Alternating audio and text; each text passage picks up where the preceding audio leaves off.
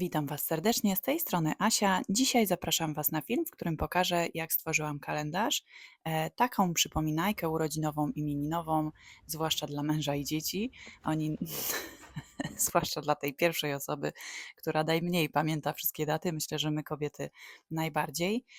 Jak widzicie, tutaj sobie odrysowuję kółeczko i ja do tego użyłam po prostu kieliszka.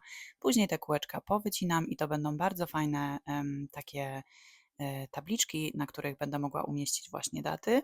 Chciałam, żeby charakter tego kalendarza był dosyć spójny z moim całym wystrojem domu, tak myślę, że dosyć fajnie to wyszło. Oczywiście do tej dekoracji użyję również farbek.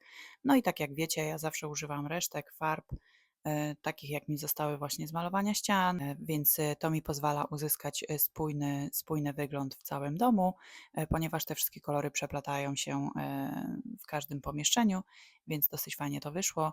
Także tutaj pomalowałam sobie jakby w stylu ombre, po prostu gąbką do naczyń ładnie to sobie cieniowałam, a Bristol jest dosyć grubym papierem, więc fajnie to wyszło, nic się nie powyginało.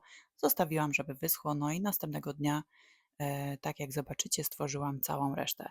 Także mam nadzieję, że Wam się podoba. Ja jestem zachwycona, super mieć taką przypominajkę gdzieś tam powieszoną na ścianie, także wszyscy będą pamiętali o tych ważnych datach.